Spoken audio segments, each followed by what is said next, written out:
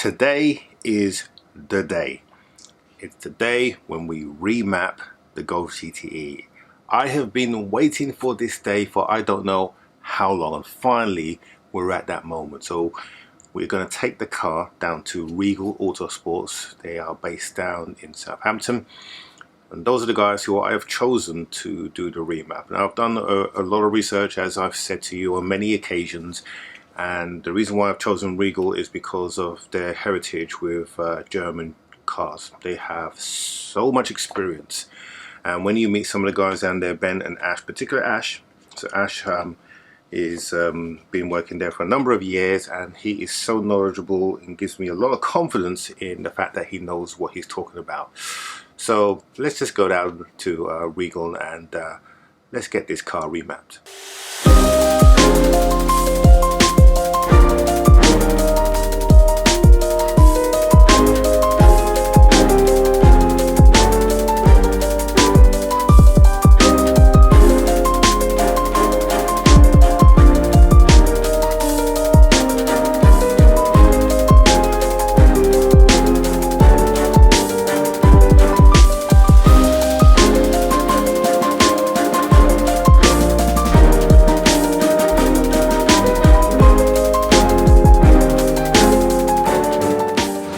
Hey everyone, so you join me outside of Regal Autosport, where at last we're going to get the GTE remapped, and I think this is probably the first in the UK.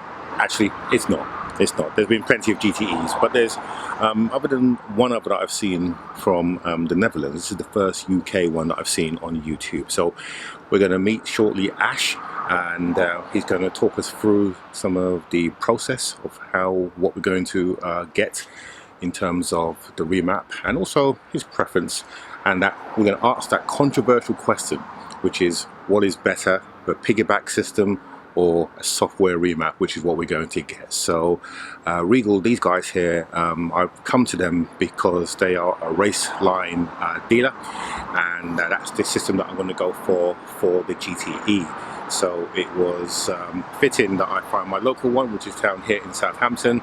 That way I can really enjoy the trip back home and see the benefit that this remap will do for the GTE. So let's go meet the guys. Okay, so what you're going to see just about now is the guys at Regal. This is Ben checking my car over just to make sure that everything is okay before they actually start doing anything with the software.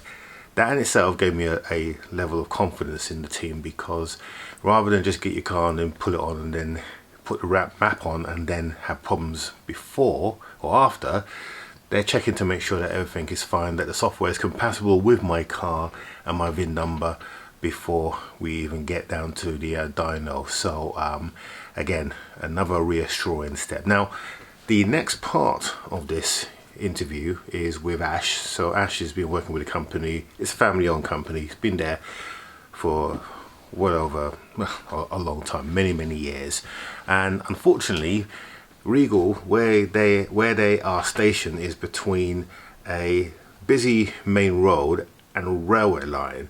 So you're going to hear a lot of background noise, and we did try to sort of filter it out, but apologies at this stage for the noise, but you can hear the interview. It's just not the normal standard that I would have on the channel. So again, apologies in advance. Let's hear Ash and hear about Regal and a bit of the history. Right, so we're here with Ash at Regal Autosports, and I'm going to ask Ash about the company, how long it's been in business, and what the brand is, and the kind of things that they do. So Ash, over to you. Tell us all about Regal and what you guys represent. Hi guys, I'm Ash from Regal. Thanks for the introduction, Paul. So we're a tuning company based in Southampton. We've been around for over 30 years now. Been at this location for about 13 years. So as you see today, we basically specialise in like European vehicles, so Volkswagen, Audi Group, Porsche, Lamborghini, all of those types of cars, and BMW, Mercedes, stuff like that, all the way from servicing, repairs, upgrades, all that kind of stuff. And then in terms of like upgrades, it's like suspension, brakes, engine, like like interior upgrades, like all that kind of stuff. Basically everything that enthusiasts might want to do to sort of like improve the driving experience of their car. So that's obviously why you're down today, Paul, to upgrade your Golf GTE. So we also do, alongside that, we do like a lot of distribution for parts. So for example, like Wavetrack, we distribute, CSF we distribute, and a couple other brands have like an e-commerce store. So it's quite a varied sort of like business, all the way from doing like your regular servicing MOTs, all the way to tuning, to then distribution, all that other stuff. So, but I mean, in terms of what the brand represents, obviously we're all doing this to have some fun, to get like enjoyment from our cars, to have like the best driving experience possible. So it's basically about the whole experience, from speaking to one of our like performance specialists, to getting the upgrades, to driving your car away, all the after sales, all that kind of stuff. So just want customers to feel the way we would want to feel if we went to a company that was going to upgrade their cars, because that's why we're doing this. It's to have fun. All right, Ash, so I want to ask you the elephant in the room question now. So a lot of my subscribers, they keep telling me, you need to get a remap, Paul, you need to get a remap. Now I get a piggyback system because I change my cars like the weather. So every 4 or 5 months, I don't want to be spending sort of £500 on a car that I'm not going to keep. Incidentally, the GTE staying, my wife's going to inherit that. But your opinion, piggybacks or remaps, what one is best, or why would you go for one over the other? So in terms of opinion, I mean, different customers obviously have like different requirements. So a tuning box customer is a different customer to a software customer, really. Say for example, like really new cars where you can't tune them, a tuning box is obviously going to be one of the best solutions because software isn't available. But looking at what a tuning box does, usually what it does is it intercepts some of the signals that go to the ECU. And they might be like boost signals, there might be fuel pressure signals, anything to do with how the ECU wants to operate the engine. It will change the signals that the ECU is seeing, so then it wants more, less, basically it changes all the values. So that's how a tuning box improves performance or lifts performance. How ECU software does it is it actually changes all the various different maps inside the ECU, so that the ECU knows what all the sensors are doing, and then it then sends out the various signals around the car to basically say to the engine, I want all of this. So when you have like less than ideal operating conditions, all that kind of stuff, the ECU knows exactly what's going on, so that it can adapt up or down, request less, request more, all that kind of stuff. So in terms of the two biggest differences that you really notice with a tuning box versus ECU software, which I've experienced on Mach 7.5 Golf R's, is a tuning box from a certain brand that made, this is on like a Mach 7.5 Golf R with a GPF on it, made around 360, 370 horsepower, I think, from memory, on a tuning box, made really good figures on the dyno, put ECU software on it, took the tuning box off, made slightly less power, but the way the cars drove on the road was completely different. The car with software felt like it had another 20, 30 horsepower, versus the figures that are on the dyno, which were much less. So driving experience wise, you're always going to get a better driving experience from software, because the ECU is always optimized to do all the conditions, all that kind of stuff. So drivability is always going to be better. Obviously dyno figures are one thing, and then obviously the other thing that comes into it is warranties and things like that. So obviously we would always advise our customers, if you're worried about warranty or anything like that, keep the car standard, because that's the only solution that's going to be 100%, you're going to be fine. You start looking at tuning boxes, some tuning box companies offer like warranties, stuff like that. Obviously they're always different depending on what it is, but if your customer's worried about warranties, safety, all that kind of stuff, there's some brands out there that offer that. You won't necessarily get the same results as software, but you'll get what you want, which is like a performance increase to a certain degree. And then also you can obviously remove it and things like that. Now some brands, some brands as in like Volkswagen, they'll be able to tell if the car's even had a tuning box on, regardless or not. So then it begs the question, would you install the tuning box over software, all that kind of stuff. So it's an interesting question, because software ultimately is the best solution, but then it goes down into what's your exact requirements as a customer. All right, that's excellent. So now we're going to see how we get on with this remap, now that the software hopefully is completed, and going to take this car for a drive and see how it goes. But thanks very much, Ash, appreciate it. Okay, so I'm outside of the dyno now. Now the guys have just done a check to make sure that the software is compatible with my specific model of car, which is really important. And this is one of the reasons why I went with Raceline, because of the fact that, you know, they do a lot of due diligence in making sure that their products work well with the vehicles that they are intending to go in. And the guys here at Regal are no exception. They did all of their checks before we were even getting to the dyno and getting the software to be installed. So I'm excited now because I'm going to put the car on the dyno and get it to run to see what the car looks like in standard form.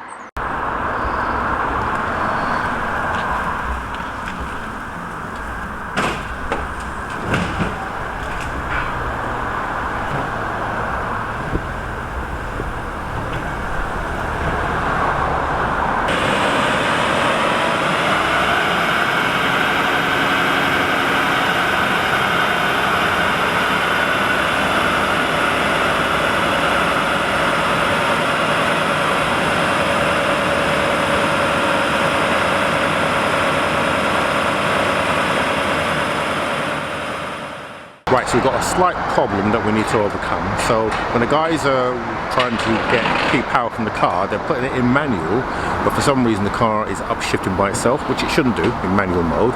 So they're just going to put a quick call into Raceline, because Raceline have their own GTE development car. So they would have had this problem, and they also will know how to overcome it. So we're just going to have that conversation, see what they say, and then go for that next run again, which will hopefully give us the baseline that we need to see what the car is doing in manual mode. So I think what we are going to do, because we'll be running the car in two-wheel drive mode, I'm going to put it in four-wheel drive mode, and hopefully that will solve the problem.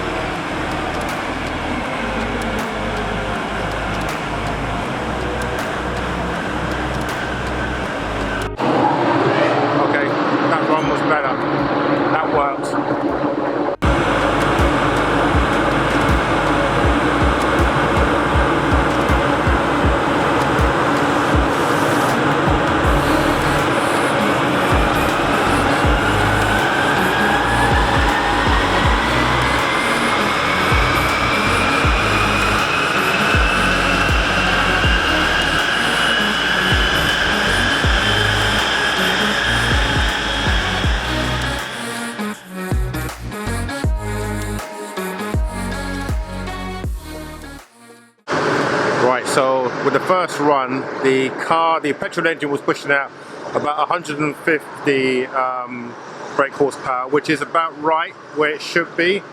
So we're going to do another run. Just got to let the dyno cool down for a bit, and then we're going to do another run to get that final baseline before we do the remap. But so far it's going good, and pretty impressed that we haven't lost too many horses of the 3-year duration that this car's been on the road. So let's see what the next run is going to produce. By the way, that's me running V-Power Shell fuel in there, so we should get just a little bit more out of that, and that's what we're going to try and achieve. And also we're running a K&N filter, so yeah, we should get a little bit more out of that. But anyway, we'll see after this run, and then we go for the remap.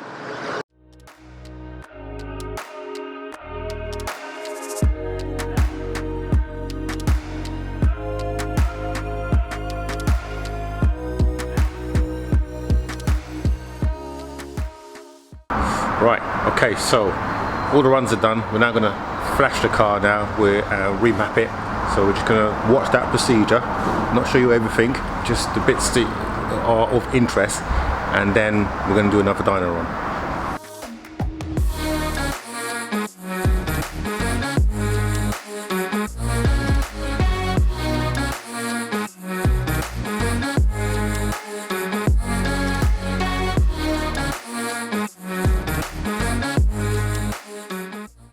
car is flashing as we speak, and the whole process takes about 15 minutes. So once that's done, then we'll go for the final run. But so far, really good. Right, okay, so car's now being flashed. We're now going to go for our next run. So hopefully this will be good.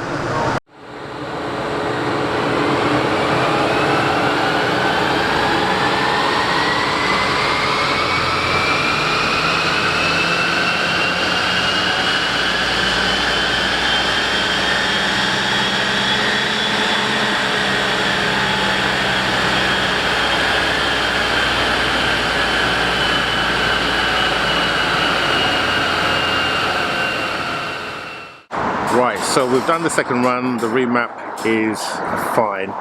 We got a bit of a problem with the actual readings though, because and the guys have called Raceline. The Raceline have confirmed that on the Mark 7.5, for some reason the car is not registering, or the dyno is not registering the electric motor kicking in. So it's showing a lower output. It's definitely higher because we've got a before and after, and we can see something like a 30% increase. So the brake horsepower is going to, I say 30% increase, 30 to 40 brake horsepower more. So we're just going to run it again on the dyno because we just want to get the readings right. But it's definitely an increase in torque and the brake horsepower. It's basically moved up 4 notches, which is 10. Each notch is 10 brake horsepower. I'm hopefully Ash is gonna try and get the dyno sheets, because the software that they got, the new software, it's just showing it on screen at the moment. But we're gonna do another run now, just to make sure that it's doing what it's supposed to. But other than that, after that, we're going for a test drive. So Ash, what we seeing on the screen here now? So your red lines are the standard car, and then the blue lines are what the car's leaving us with today. So you better see it a little bit easier down here, but the standard peak power was 142.8 horsepower, and now you're going away with 170.7. Now the reason why it's 142 and 170 is because the battery assistance doesn't come in on the dyno. We couldn't quite figure out today exactly how to get it working, but this illustrates exactly what the difference is with the engine before and after. So obviously with the remap, it optimizes like the fuel ignition, boost, all the other maps inside the ECU, but it doesn't change anything to do with the electric motor or anything like that. So the gain that you see here, which is about 30 horsepower, is what you're basically going to feel on the road. So obviously, so this line down here, the one that sort of looks a bit like a pyramid, that's your horsepower, and then the flat line here is your torque. So what you're going to feel on the road is sort of like this sort of like gap in horsepower, if you like, that's always increasing, is going to be a little bit flatter, because the battery is going to come in here, lift the torque, which is then going to lift this up to be more of a smoother curve. Yeah. So when you drive the car, it's not going to feel like that. It's going to feel nice and smooth and progressive. But as you can see, there's gains all the way across sort of like the rev range. So say for example, let's take you to, so you're at 3,800 RPM here. So you've gained about 60 Newton meters of torque there, which is obviously massive. And then you've gained about 25 horsepower as well. So when you're driving sort of like in sort of like the low to mid range, you're gaining quite a bit. I mean, if you look across the rev range, it's just everywhere. So just got to drive the car now and see what you think of it. Excellent. Thanks for that, Ash. I'm going to look forward to driving this home. Thanks for all your hard work, and also for being really clear on the way you have explained even the technical parts, which most of the guys who watch this, that's what they're tuning for. So brilliant, thanks. Sure. I mean, if anyone's got any questions, just put it in the comments, I guess, and go from there. Okay, so I'm at home now. I've driven the car back from Regal. How did the car drive? Well, I must say the car drove superbly. It was definitely different. The torque was much more stronger, much more powerful, a real kick in the pants. You could really feel the difference, and the car drove really smoothly, as Ash mentioned it would. True to his word, that's exactly how the car drove. Now, had I not done the dyno run, I would have been happy as Larry, and I would have made the assumption that the car was pushing out the correct brake horsepower. So in terms of the work that Regal Autosports have done, I'm so happy with those guys. They are such a professional outfit. It's very rare that you meet a company like Regal who are really organized, know what they're talking about. Ash is so knowledgeable, and he knows his stuff from a technical point of view. He just blew my mind in terms of the confidence he oozed in terms of knowing his subject matter, and you expect nothing less with a company with their pedigree. So in terms of Regal, if you want any kind of tuning advice or even maintenance on your vehicle, they're the guys to go to, because their workshop and their setup is just professional through and through. And I want to thank the team, especially Ash, for letting me have a tour of the facilities and just having a bit of a background chat, and just, you know, just the conversation was enough for me to know that these guys know what they're doing. And the way that they dealt with the remap as well, checking in with Raceline as well, absolutely professional. They, you know, they didn't leave anything to chance, even checking the car before we started doing any kind of work on it to make sure that it was compatible with the software that we were uploading. So that's the Regal part sorted, and I'm going to put a link for them below and their YouTube channel, because they have their own YouTube channel, and you can go and check them out and contact the team there for anything that you need. Right, let's deal with Racing Line now and their remap. So I've got a bit of a problem with it, because when we did the dyno run, we had a few issues which I spoke about. But one of the issues was that the electric motor did not engage when it was on the dyno. Now, Racing Line seemed to know about this, because when Ben, the technician, called them, they mentioned this. Oh yeah, this is a thing that they've seen with the 7.5, which is what mine is, the Mark 7.5. So you would think that perhaps they might mention that when I had the conversation with them, but you know, they didn't. And then the figures, that's what the thing that's probably troubling me the most. Let's take a look at the screen. Okay, so on screen now you can see the quote. This is for the Golf GTE, the 1.4 hybrid, which is what my engine is, okay? So in GTE stock mode, they're saying that the car pushes out 228 PS or 225 brake horsepower. Now this got me a little bit, not concerned, but just wanted to know where they get these figures from, because the standard car actually pushes out 205 or 204 brake horsepower. That's with the electric motor and the ICE, or the internal combustion engine, running in combo. But I have heard that GTEs running V-Power, which is what I run in mine, Shell V-Power, do push out higher brake horsepower. And then this is what it should be when you've done the remap. So we should be pushing out 269 brake horsepower and 340 pounds of or 461 newton pounds of torque. Now I'm going to bring in the sheet from Racing Line so you can see what that looks like. Let's blow it up a little bit as well so you can see the numbers. So here, this line here is the standard. So this is the brake horsepower, and you can see that it climbs pretty strong, gets a bit bumpy, then peaks here at 142 brake horsepower. So that's that figure here. If you can have a look, that figure down here is a peak power, 142. And then this line here, this red line here, is a torque. So you can see straight away when the car hits down here, this is the RPM, if you've ever seen one of these. So when it hits 2,750, we're kind of getting on peak. So between 2,750 and 3,000, we get peak torque. And standard, that was hitting around 240.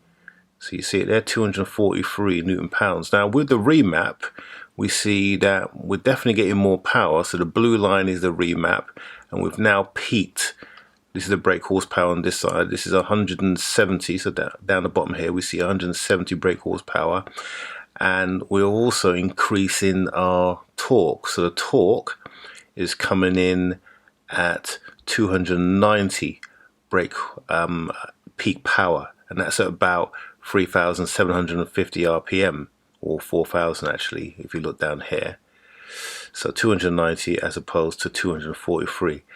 So that's 50 Newton meters increase, thereabouts. 230 brake horsepower. Now, if I do my calculations and compare it to this here, it doesn't seem to match, because if I add 50 brake horsepower to this figure here, which is what the GTE should be kicking out, that's what I understand, then the car is grossly underpowered. So 50 brake horsepower means we come in at 292. So the car is, that's about right. But with the 50, if you add 50 to that, well, that's 220, which is less than the 269 that Racing Line are actually reporting. However, if you add, if we were to assume that the car's kicking out 100 brake horsepower on the electric motor, that means that in total standard form, and don't forget I've got a K&N filter on here as well, which shouldn't really be that much, and I'm running V-Power fuel, which is supposed to give you a few brake horsepower more. If the car is pushing out 100 brake horsepower with electric motor, that means that my car's pushing out 242 in standard, and then 270 with the remap, which would then bring it in line with what this is. So you can see we've got something that we need to investigate here and find out what.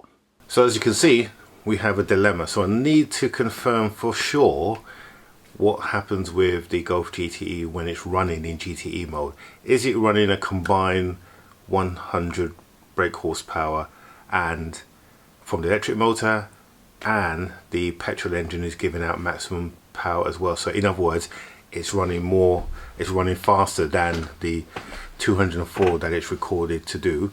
Or is it halving the power of the electric motor when it's in GTE mode, and in fact it is running 204 like it's supposed to do? We need to find that out. Stay tuned to find out exactly what happens next, or to see what answers we come up with as we investigate this clue. But I will be talking to Racing Line to get their opinion of this remap. And of course the other thing, the other elephant in the room is, why did the GTE not power the electric motor when it was on the dyno? I could clearly see that Ben, the technician, had it in GTE mode, press the button and the electric motor just was not running. But when it was on the road, it was clearly running. You could see that the electric motor was kicking in when you look at the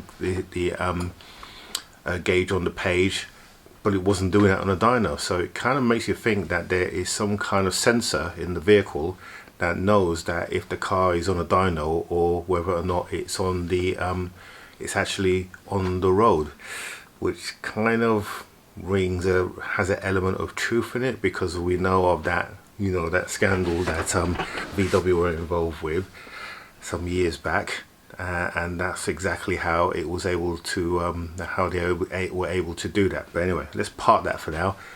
We've got some investigation to do.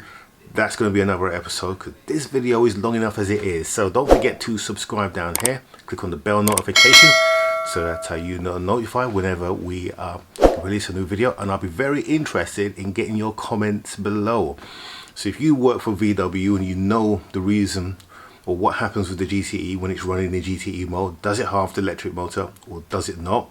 Put your comments below. If you're a technician, exactly the same. If you know of a technician, get them to comment, because I think this might be a quite an interesting debate. Anyway guys, have a good week. We will see you on the next one. Oh, by the way, we're going to be dropping a review this week on Thursday, so tune in and take a look at that. Other than that, have a great week. See you on the next one.